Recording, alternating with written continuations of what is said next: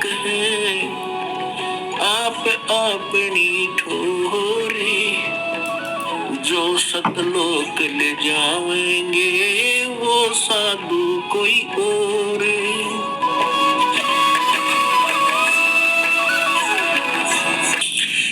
कि अब तीन पुरुष तो ये हो गए सत्पुरुष, अक्षर पुरुष और परम अक्षर पुरुष, सर्वब्रह्म, अक्षर ब्रह्म और परम अक्षर ब्रह्म। परम अक्षर ब्रह्म को हम कहते हैं कंप्लीट गॉड, पूर्ण परमात्मा, सबका क्रिएटर, सबका उत्पत्ति करता, हम उसको सत्य पुरुष भी कहते हैं। और अन्य जो भगवान है वो नाशवान है।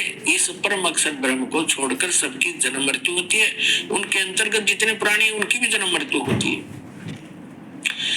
अब जिस लोक में हम रह रहे हैं वहां दुखदाई लोक है, यहाँ जन्म मृत्यु सदा बनी रहेगी और पुण्य से अच्छी पोस्ट प्राप्त हो जाएंगे, पाप से पशु पक्षी बन जाओगे और 84 लाख जन्म मरण का ये चक्र सदा बना रहेगा।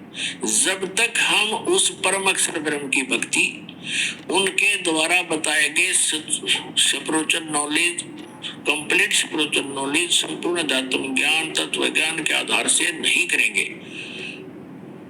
तो उसके लिए क्या बताया है? मन तू चल रे सुख के सागर, जहाँ शब्द सिंधु रत्नागर। मन तू चल रे सुख के सागर, जहाँ शब्द सिंधु रत्नागर। आप तो सबसे पहले सुख सागर की डेफिनेशन बताते हैं, परिभाषा बताते हैं। सुख सागर किसे कहते हैं?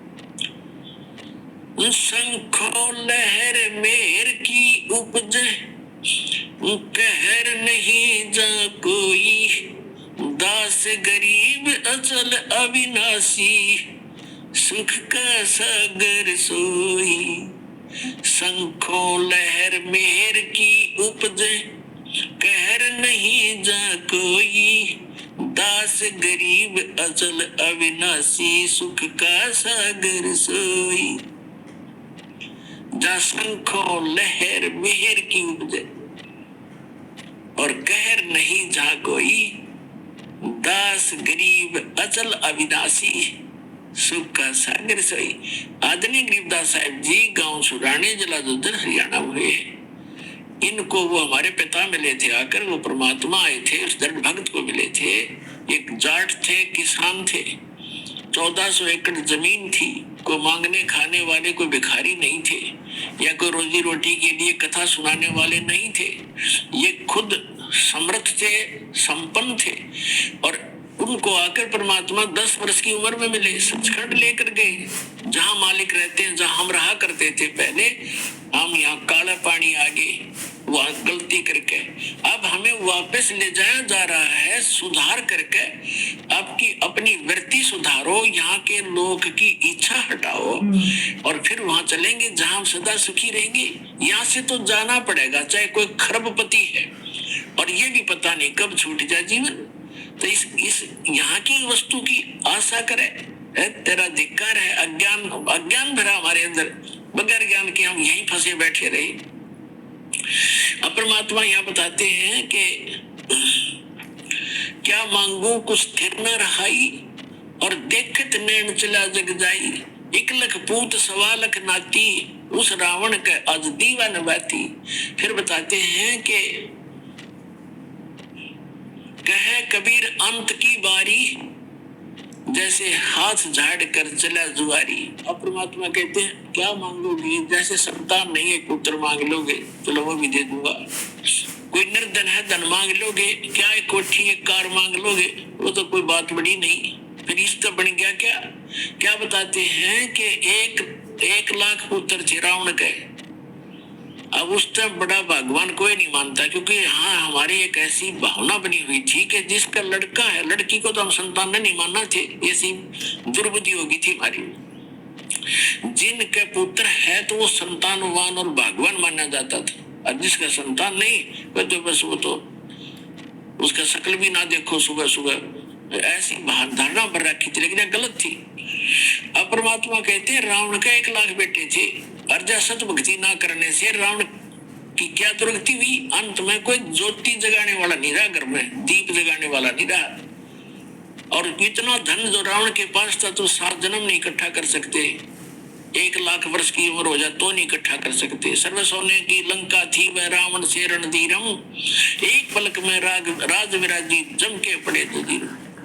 फिर परमात्मा कहते हैं कि रति कंचन पाया नहीं रावण चलती बार, 1 ग्राम सोना भी रावण साथ नहीं ले जा सका, यहीं छोड़कर चला गया। तो यहाँ परमात्मा कहते हैं कि ऐसे इस लोक से आपकी इच्छा हटेगी और आपको सच्चाई का पता चलेगा, तब ये मन आपको जो अन्य स्थानों पर घसीट कर ले जा रहा था, बुराइयों में घसीट रहा था, कहीं माया जोड़ने में, कहीं चोरी करने में, कहीं पर रिश्वतखोरी करने में और कहीं पर फिर कोठी बंगले फैक्ट्री लाने में, तो फिर ये घसीटना छोड़ देगा।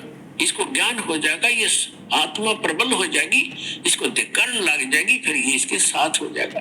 फिर इसकी स्पीड बना दी जाएगी भक्ति में, दान में, फिर ये इतनी ही स्पीड से इस साइड में लगेगा, इसी स्पीड से फिर हम पार होंगे। जैसे घसीट कर हमें नरक में ले जाने की सब क्रियाएं स्पीड से करवा रहा था, फिर सतलोक ले जाने की क्रियाएं यही मन फिर उसी स्पीड से करवाएगा। ऐसे इसकी दिशा बदलेंगे। अब यह प्रश्न चल रहा है कि सुख सागर की परिभाषा बताएंगे पहले, फिर वहां चलेंगे जहां पर क्या व्यवस्था वो बताएंगे कि शंखों लहर मेहर की उपजे और कहर नहीं जहां कोई दास गरीब अचल अविनाशी, सुख का सागर सोई। तो ये प्रसंग जो चल रहा था कि गरीबदास साहिब जी को परमात्मा मिले थे गांव छुड़ाने जिला जज्जर हरियाणा के खेतों में, जहां वो अपने ही खेतों में अपने ही फील्ड में गरीबदास साहिब जी गौवे चरा रहे थे, गौ पानी गए हुए थे, और भी गांव के काफी बड़े बड़े भी छोटे भी, यानी सबसे छोटी उम्र के गरीबदास जी ही थे। उनसे बड़े कोई 20 वर्ष का, कोई 25, कोई 40, कोई 50 वर्ष के भी व्यक्ति गौओं के साथ चराने के लिए फील्ड में ले गए थे। तो वहां से परमात्मा आए थे जिंदा महात्मा का रूप बना के सतलोक से, जैसा कि उनका विधान दास ने बताया, वेदों में प्रमाणित है कि वो परमात्मा ऐसी ही लीला किया करते। तो गरीबदास साहिब जी को खेतों में जंगल में मिले थे। लंबी कहानी है, फिर आने पर बताएंगे। अब जो प्रसंग है, तो उनको सचखंड लेकर गए, फिर वापस छोड़ा था 8-10 घंटों के बाद। तब उन्होंने आकर बताया है, क्या बताया है कि शंखों लहर मेहर की उपज कहर नहीं जा कोई। कहर माने दुख। जैसे एक परिवार का इकलौता पुत्र था, मृत्यु से, रोग से मृत्यु होगी, किसी की दुर्घटना से होगी, तो कहर टूट गए। वो कहर था।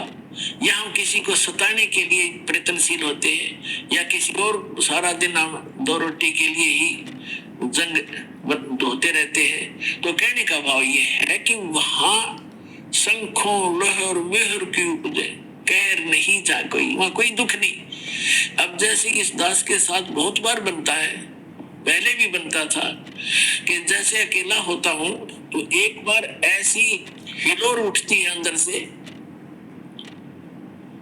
जैसे कोई कितना ही हमें सता रहा हो, कितना ही दुखी कर रहा हो, उसके प्रति भी दोष नहीं आता, उसके प्रति भी द्वेष नहीं होता, कोशिश करने से भी नहीं होता, सब अपने से लगते हैं। लेकिन वो होती है कुछ अक्षणों के लिए, और उसके जाते ही अंदर फिर वही गंध भर जाता है, वही राग द्वेष, वो वैसा कर दूंगा, उसने ऐसे कैसे बोल दिया, वो क्या समझता है अपने आप को। तो वो सारा गोबर फिर अंदर जो का तो प्रभावित हो जाता है। तो परमात्मा कहते, गरीबदास साहिब जी कहते हैं, उस सतलोक में जाने के बाद आपको ऐसा बॉडी मिलेगा जिसमें ना बीपी हाई हो ना लो हो, और वहाँ का आहार इतना अच्छा है, वहाँ विकार उत्पन्न होते ही नहीं, चाहने से भी नहीं होते। जैसे छोटा बालक है 2-3-4 वर्ष का, उसमें कोई विकार होता ही नहीं, कोशिश करने से भी नहीं हो सकता। काम क्रोध मोह लोभ अहंकार उसमें कुछ होता है नहीं। अभी माता पिता या कोई भाई उसको धमका देता है, एक दो थप्पड़ भी लगा देता है, 2 मिनट के बाद फिर सीने से लग जाता है प्यार करके, तो उसमें वो द्वेष ही नहीं, किसी ने मुझे मारा मैं इससे बात नहीं करूं, या अन्य कोई विकार नहीं। तो इस प्रकार वहां आपको ऐसी बॉडी मिलेगी जिसमें आप में कोई विकार नहीं आएगा और आपका पूरा परिवार होगा। तो वहां कोई गलती कराने वाला अन्य एलिमेंट नहीं होगा, तो वहां हम सुखी हो सकते हैं। तो क्या बताते हैं, मन तू चल रहे सुख के सागर, जहां शब्द सिंधु रत्नागर। अब सुख सागर कहा सतलोक को। अब जैसे समुद्री जहाज में बैठकर कोई जाता है और वो निकल जाता है 200 किलोमीटर समुद्र में, उसके बाद उसको समुद्र में जल के अतिरिक्त और कुछ दिखाई नहीं देता, उस जहाज से न्यारा, उस जहाज से अलग जो वस्तु है केवल वाटर है। और जहां तक नजर जाती है कोई कोई दिनों तक चलते रहते हैं। तो कहने का भाव ये है कि सतलोक में वो सुख ऐसे भरा पड़ा है जैसे दूसरी वस्तु नहीं, समुद्र के बीच में जाने के बाद आपको दृष्टिगोचर नहीं होती। तो ठीक इसी प्रकार सतलोक में जाने के बाद वो सुख सागर इसलिए कहा है कि वहां कोई दुख नाम की वस्तु नहीं है। तो इसलिए ऐसे स्थान को हमारा विश्वास ना होता कि सचमुच कोई स्थान ऐसा है, क्योंकि हमने सुना नहीं कभी। अब जैसे कोई गांव में रह रहा है, गांव के बाहर एक झोंपड़ी डाले बैठा है, आसपास के उसके पशु सूअर आदि फिरते रहते, और उसको कोई ये कहे कि तुझे चंडीगढ़ के अंदर एक प्लाट दिलाता हूं, चल तेरे ये नाम फार्म भरवा दूंगा, ऐसी कोई स्कीम है, यदि उसको विश्वास हो तुरंत कहेगा भरवाओ जी, अभी भरवाओ, और फटाफट वहां जा बैठेगा झोपड़ी छोड़ के। तो अब जब हमें वो विश्वास होगा कि वहां ऐसा स्थान है, तो फिर हम इस झोपड़ी न छोड़ांगे, चाहे यहाँ 6 मंजिल की कोठी हो, वो स्थान के सुख के बराबर या वह झोपड़ी है जो बाहर जहाँ सूअर घूमते रहते। लेकिन हमने अब यही उत्तम है, कोई विकल्प नहीं। और ये झोपड़ी जो है कितनी बड़ी कोठी है, कल मृत्यु हो जाएगी, सत साधना नहीं की तो कुछ दिनों के बाद वही गधा बनकर कुत्ता बनकर कोठी के बाहर ही घूम रहा होगा, उसमें प्रवेश करने के लिए उसको अलाउड नहीं होगा। तो ये दुख दिखेंगे आपको, तब आपका मन हटेगा, तब ये मन जीता जाएगा, मन जीती हो जाओगे, आप यहाँ की बकवादों को नहीं